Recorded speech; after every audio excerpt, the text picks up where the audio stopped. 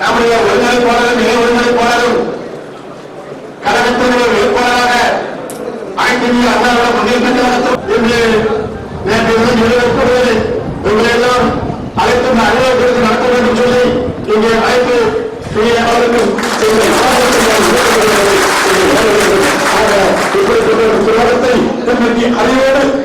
வைத்துவிட்டு இந்த இயக்கத்தை எங்கு கோட்டையாக உருவாக்கிய தமிழகத்தினுடைய முன்னாள் முதலமைச்சர் புரட்சித் தலைவர் அம்மாவுடைய திருவுருவப்படத்திற்கு மலர்தூவி அஞ்சலி செலுத்திவிட்டு இந்த நிகழ்ச்சியை நாம் நடத்தி கொண்டிருக்கிறோம். இந்த நிகழ்ச்சி ஆனா தொடர் துரோகம் செஞ்சுட்டு நம்மளுக்கே அத்தனை பதவியை அனுபவிச்சு அத்தனை சம்பாதிச்சு இன்னைக்கு போய் எதிர் நிக்கிற வேட்பாளர் உனக்கே இவ்வளவு தகுதிங்கன்னா எங்களுடைய ரத்தம் கொதிச்சிருக்கிறது.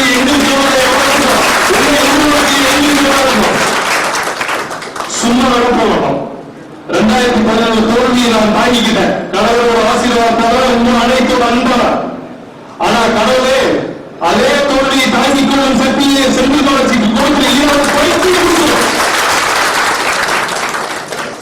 கண்டிப்பா பைப்பிங் முடிச்சு அடையணும் ரோட்ல.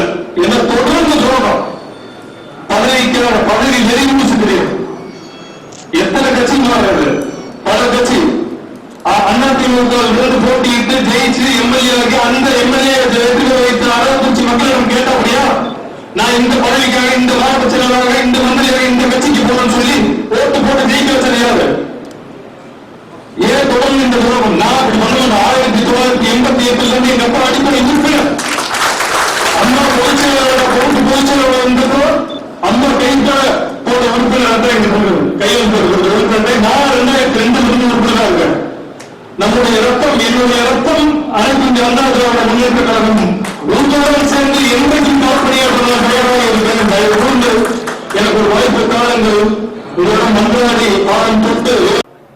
மாண்புமிகு இதய தெய்வம் புரட்சித் தலைவி அம்மா அவர்களுடைய நல்லாசியுடனும் அம்மா வழியில் ஆட்சி நடத்தி கொண்டிருக்கக்கூடிய தமிழகத்தினுடைய முதலமைச்சர் மாண்புமிகு அண்ணன் எடப்பாடியார், மாண்புமிகு தமிழகத்தினுடைய துணை முதலமைச்சர் அண்ணன் OPS அண்ணன் அவர்களுடைய நல்ல ஆதரவுடனும் கூட்டணி கட்சிகளுடைய நல்ல ஆதரவுடனும் கரூர் மாவட்டத்தில் நடைபெறக்கூடிய அரவக்குறிச்சி இடைத்தேர்தலில் வெற்றி வேட்பாளராக களம் காண இருக்கின்ற செந்தில்நாதன் அவர்களை மாண்புமிகு தமிழகத்தினுடைய முதலமைச்சரும் துணை முதலமைச்சரும் அறிவித்திருக்கிறார்கள். தமிழகத்தின் 4 தொகுதிகளில் இடைத்தேர்தல் நடைபெற இருக்கிறது. அதில் கரூர் மாவட்டம் அரவக்குறிச்சி இடைத்தேர்தல் மிக முக்கியமான தேர்தல். ஏனென்று சொன்னால் சென்ற பொது தேர்தலின் பொழுது தேர்தலில் அதிகமாக பணம் பட்டுவாடா செய்யப்பட்டது என்ற காரணத்திற்காக தேர்தல் நிறுத்தி வைக்கப்பட்டது. அதன் பிறகு மாண்புமிகு தமிழகத்தினுடைய முதலமைச்சர் அவர்கள்தான் ஒருவருக்கு தேர்தலில் போட்டியிடுவதற்கு வாய்ப்பை பெற்றுக் கொடுத்தார். அவர் வெற்றி பெற்று அந்த பதவியை தக்க வைத்துக் கொள்ள முடியாமல் மாற்று அணிக்கு சென்று பதவி இழந்து மீண்டும் அரவக்குறிச்சியில் ஒரு இடைத்தேர்தலை சந்திக்க இருக்கின்றோம். இந்த 4 இடைத்தேர்தல்களிலும் தமிழகத்தினுடைய முதலமைச்சரும் துணை முதலமைச்சருடைய வழிகாட்டுதலின்படி கூட்டணி கட்சியினுடைய ஒத்துழைப்போடு செயல்பட்டு 4 தொகுதிகளிலும் அதிக வாக்குகள் வித்தியாசத்தில் வெற்றி பெற்ற அரவக்குறிச்சி தொகுதி என்பதை நாங்கள் நிரூபிப்போம். ஏனென்று சொன்னால் இதே தொகுதியில் போட்டியிடுகின்ற செந்தில்நாதன் KC பழனிசாமியிடம் தோல்வியடைந்த பொழுது யாரால் அந்த தோல்வி ஏற்பட்டது என்பது தமிழக மக்கள் நன்கு அறிவார்கள். அதேபோல இந்த தேர்தலில் அவரால் இந்த மாவட்டத்தை சார்ந்த அம்மா அவர்களால் அடையாளம் காட்டப்பட்ட ஒருவர் மீண்டும் தோற்கடிக்கக்கூடிய ஒரு வாய்ப்பை தமிழகத்தினுடைய முதலமைச்சரும் துணை முதலமைச்சரும் ஏற்படுத்தி கொடுத்திருக்கிறார்கள். நிச்சயமாக நாங்கள் 50,000க்கும் அதிகமான வாக்குகள் வித்தியாசத்தில் அரவக்குறிச்சி தொகுதியில் வெற்றி பெற்று இந்த வெற்றி கனியை தமிழகத்தினுடைய முதலமைச்சரும் மற்றும் தமிழகத்தினுடைய துணை முதலமைச்சர் அவர்களுடைய பொற்பாதங்களிலே சமர்ப்பிப்போம் என்ற உறுதியை இந்த நேரத்திலே நாங்கள் தெரிவித்துக் கொள்கிறோம்.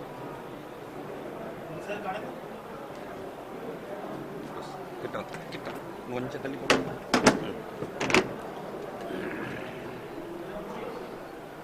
மாண்புமிகு அம்மா அவர்களுடைய ஆசியோடு கழக இணை ஒருங்கிணைப்பாளர் தமிழ்நாடு முதலமைச்சர் அண்ணன் எடப்பாடி பழனிசாமி அவர்களுடைய ஆசியோடு கழக ஒருங்கிணைப்பாளர் துணை முதலமைச்சர் அண்ணன் ஓ பன்னீர்செல்வம் அவர்களுடைய ஆசியோடு அரவக்குறிச்சி சட்டமன்றத்தினுடைய வேட்பாளராக அனைத்து இந்திய அண்ணா திராவிட முன்னேற்ற கழகத்தின் சார்பிலே அறிவித்துள்ளார்கள். அரவக்குறிச்சி தொகுதி என்பது அனைத்து இந்திய அண்ணா திராவிட முன்னேற்ற கழகத்தினோட கோட்டை. தொடர்ந்து கடந்த 2 முறை இரட்டை இலை சின்னம் தான் அங்கு வெற்றி பெற்றது. இந்த முறையும் அண்ணன் போக்குவரத்துறை அமைச்சர் அவர்கள் சொன்னது போல 50,000 வாக்குகள் வித்தியாசத்தில் கண்டிப்பாக வெற்றிக்கனியை நாங்கள் பெறுவோம் என்பது உறுதி.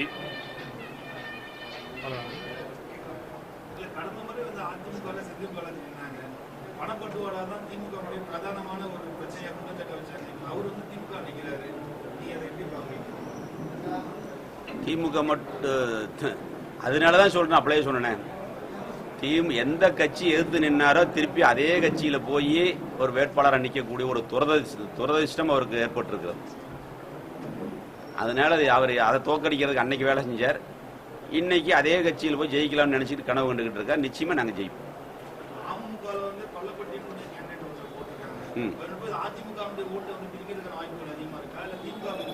அதிமுக நீங்க தப்பா நினைக்கிறீங்க. அமமுக அதிமுக ஓட்டை மட்டும் பிரிக்கல, திமுக ஓட்டையும் சேர்த்து பிரிக்கிறாங்க. எல்லா தொகுதிகளிலும் அப்படித்தான் இருக்குது. இருந்தாலும் நாங்கள் ஜெயிக்கிறது உங்களுக்கு என்ன சர்வேன்னு உங்களுக்கு தெரியும். நிச்சயமா பார்லிமெண்ட்ல நல்ல சீட்டு வருவோம். அதே போல நடைபெற்று முடிஞ்ச 18 தொகுதிகளையும் நாங்கள் அதிக தொகுதிகளை ஜெயிப்போம். அண்ணன் அவர்கள் சொன்னது போல அம்மாவுடைய அரசு 5 ஆண்டுகளுக்கு வாக்களிச்சிருக்காங்க மக்கள். 3 ஆண்டுகள் முடிவடைந்திருக்கிறது. இன்னும் 2 ஆண்டுகளுக்கு இந்த இயக்கத்தை யாரும் அசைத்து கூட பார்க்க முடியாது. அமமுகன்னு அதிமுக ஓட்டை மட்டுமே பிரிக்கல, சர்வே கணக்கு இருக்கு, உங்களுக்கு தெரியும். கலந்துதான் போகுது அது.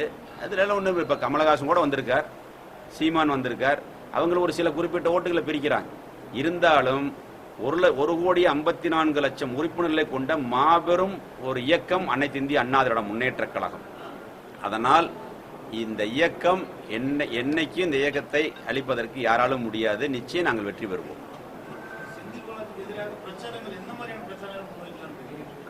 செந்தில் பாலாஜி எதிராக அவர் சொன்னதே நிறைய இருக்குது. நிறைய வாக்குறுதிகளை கொடுத்தார். மந்திரியா இருந்தார், 4.5 வருஷம் மந்திரியா இருந்தார் அம்மா அமைச்சரவையில். அரவக்குறிச்சிக்கு என்ன பண்ணார்? இப்போ நான் அதைத்தான் திருப்பி கேட்க போகிறோம். எம்பி தேர்தல் முடிஞ்சிருக்குது. தேர்தலில் எம்பி என்ன பண்ணாருங்கிற ஒரு குற்றச்சாட்டை வச்சாங்க. நான் அதுதான் அடிக்கடி சொன்னேன். நிறைய எம்பிகள், துரை செபாஸ்டியன் பார்த்தோம், ஏஆர் முருகையன், முருகேசு, வடிவேலு, கோபாலு, கேசிபி, சின்னசாமி.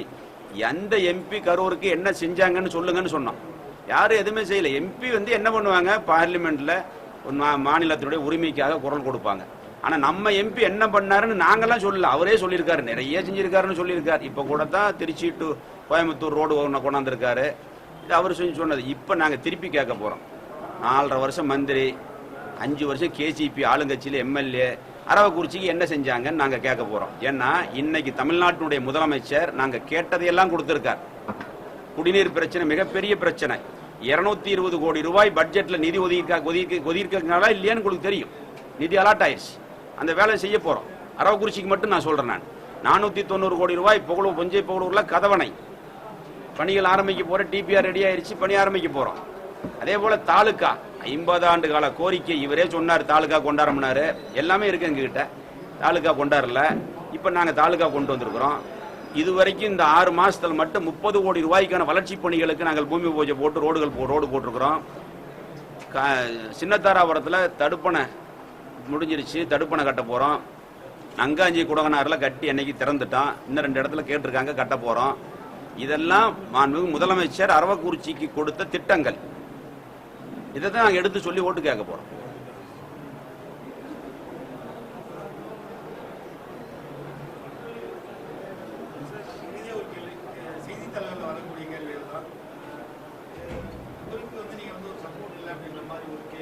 செய்தித்தாளில் வர்றது எல்லாமே உண்மையா?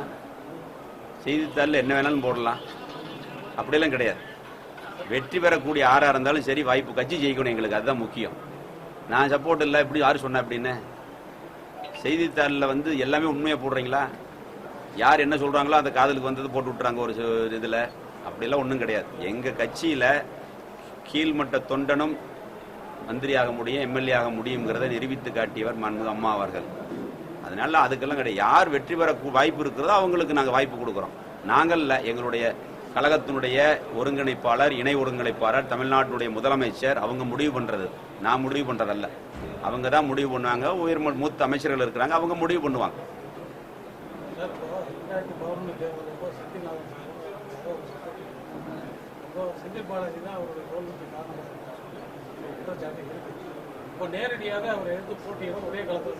கண்டிப்பா நாங்க போட்டியை நாங்க தான் சொல்லிட்டு அப்படியே சொல்லிட்டேன். இது ஒரு வாய்ப்பு எங்களுக்கு. யாரால் வஞ்சகம் செய்து தோற்கடிக்கப்பட்டாரோ அவரையே களத்தில் நேரிலே சந்தித்து நாங்கள் வீழ்த்த போகிறோம்.